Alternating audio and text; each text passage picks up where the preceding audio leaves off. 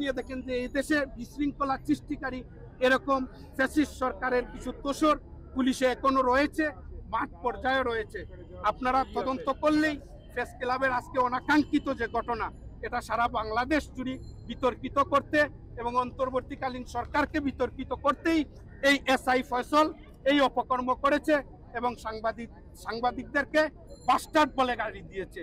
আমরা তার অচিরেই দ্রুত শুধু ক্লুজ এবং প্রত্যাহারে হলে হবে না, প্রকাশ্যে সাংবাদিক সমাজের কাছে ক্ষমা চাইতে হবে, না হলে আমরা তীব্র আন্দোলন গড়ে তুলব সাংবাদিক সমাজ নিয়ে। বিগত সরকারের সময় যে ফ্যাসিস্ট সরকার 17-16 বছর যে ক্ষমতায় ছিল, তখনকার সময়ও এরকম সাহস করেনি যে প্রেস ক্লাবের সামনে কোন পুলিশ সাহস করেনি, বা প্রেস ক্লাবের সামনে তো এখানে কেউ গন্ডগোল করতে আসে না, এখানে তো সবাই আসে হয়তো যার যার দাবি দাওয়া আদায়ের জন্য।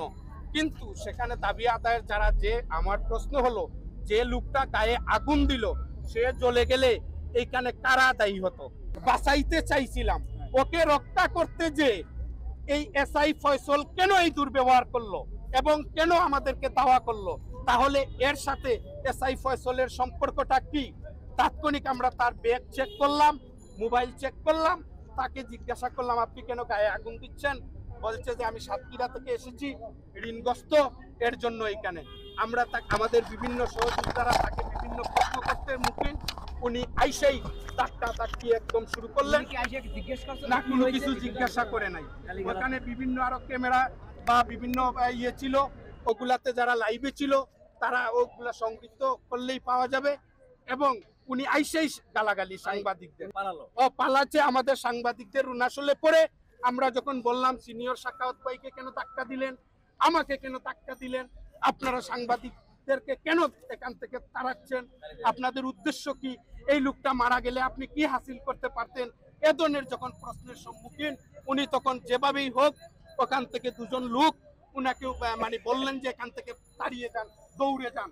তখন কয়েকজনের সহযোগিতায় উনি ওখান থেকে দৌড়ে পালিয়ে আসলেন, আমরা সবাই উনার পিছনে পিছনে দৌড়ে এখানে আসলাম। আসার পর মাসুদ ভাই অবশ্য এখানে সকালে চা খেয়েছিলাম একসাথে, উনি বললেন ভাই আমি সব দেখেছি, আমি এই বিহিত ব্যবস্থা নিচ্ছি। কিন্তু সাংবাদিক সমাজ এটা মেনে নিচ্ছে না।